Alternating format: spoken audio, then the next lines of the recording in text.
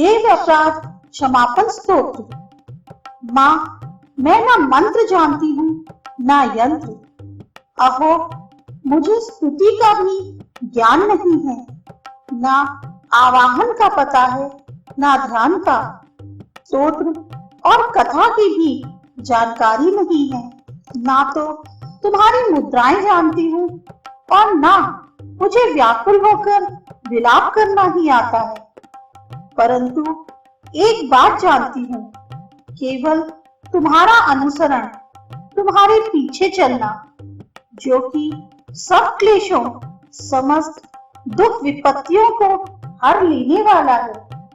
सबका उद्धार करने वाली कल्याणमयी माता, मैं पूजा की विधि नहीं जानती। मेरे पास धन का भी अभाव है। मैं स्वभाव से भी आलसी हूँ तथा मुझसे ठीक ठाक पूजा का संपादन हो भी नहीं सकता। इन सब कारणों से तुम्हारे चरणों की सेवा में जो त्रुटि हो गई है, उसे क्षमा करना, क्योंकि कुपुत्र का होना संभव है, किंतु कभी भी कुमाता नहीं होती। माँ, इस पृथ्वी पर तुम्हारे सीधे साधे पुत्र तो बहुत से हैं, किंतु उन सब में मैं ही अत्यंत चपल तुम्हारी बालिका हूँ। मेरे जैसा चंचल कोई विरला ही होगा। शिवे, मेरा जो ये त्याग हुआ है, यह तुम्हारे लिए कदापि उचित नहीं है, क्योंकि संसार में कुपुत्र का होना संभव है, किंतु कहीं भी कुमाता नहीं होती। जगदम्ब माता, मैंने तुम्हारे चरणों की सेवा कभी नहीं की।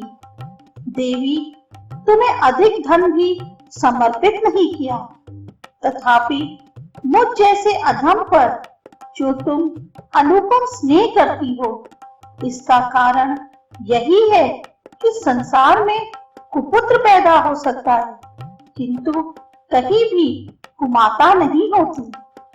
गणेश जी को जन्म देने वाली माता पार्वती, मुझे नाना प्रकार की सेवाओं में व्यग्र रहना पड़ता था, इसलिए 85 वर्ष से अधिक अवस्था बीत जाने पर मैंने देवताओं को छोड़ दिया है।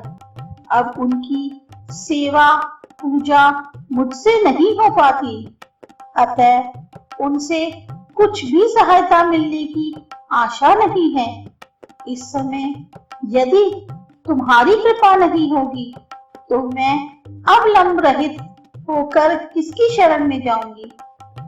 माता अर्पणा, तुम्हारे मंत्र का एक अक्षर भी कान में पड़ जाए तो उसका फल यह होता है कि मूर्ख चांडाल भी मधुपाक के समान मधुर वाणी का उच्चारण करने वाला उत्तम वक्ता हो जाता है।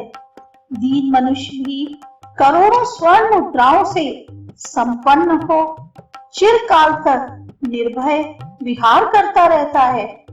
जब मंत्र के एक अक्षर के श्रवण का ऐसा फल है, तो जो लोग विधि पूर्वक जप में लगे रहते हैं, उनके जप से प्राप्त होने वाला उत्तम फल कैसा होगा, इसको कौन मनुष्य जान सकता है।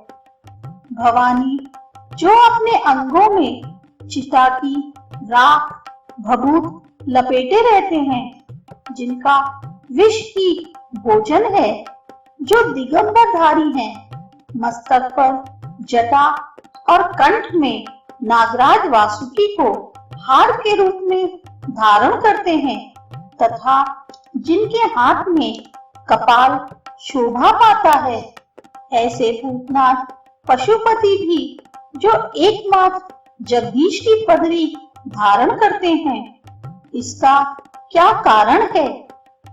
यह महत्व उन्हें कैसे मिला? यह केवल तुम्हारे पाणी ग्रहण की परिपाटी का फल है। तुम्हारे साथ विवाह होने से उनका महत्व बढ़ गया। मुख में चंद्रमा की शोभा धारण करने वाली माँ, मुझे मोक्ष की इच्छा नहीं है। संसार के वैभव की भी अभिलाषा नहीं है, ना विज्ञान की अपेक्षा है, ना सुख की आकांक्षा। अतः तुमसे मेरी यही याचना है कि मेरा जन्म मृडानी, रुद्राणी, शिव, शिव, भवानी इन नामों का जप करते हुए बीते।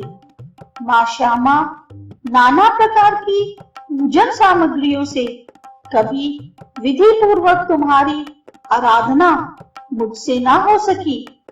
सदा कठोर भाव का चिंतन करने वाली मेरी वाणी ने कौन सा अपराध नहीं किया है, फिर भी तुम स्वयं ही प्रयत्न करके मुझ अनाथ पर जो किंचित कृपा दृष्टि रखती हो, माँ यह तुम्हारे ही योग्य है। तुम्हारी जैसी दयामयी माता ही मेरे जैसे कुपुत्र को भी आश्रय दे सकती है। माँ दुर्गे, करुणा सिंधु महेश्वरी, मैं विपत्तियों में फंसकर आज जो तुम्हारा स्मरण करती हूँ, इसे मेरी शठता ना मान लेना, क्योंकि भूख प्यास से पीड़ित बालक माता की ही स्मरण करते हैं। जगदम, मुझ पर जो तुम्हारी पूर्ण कृपा बनी हुई है, इसमें आश्चर्य की कौन सी बात है। पुत्र अपराध पर अपराध क्यों ना करता जाता हो, फिर भी माता उसकी अपेक्षा नहीं करती। महादेवी, मेरे समान कोई पातकी नहीं है और तुम्हारे समान दूसरी कोई पाप हारिणी नहीं है। ऐसा जानकर जो उचित जान पड़े वही करो।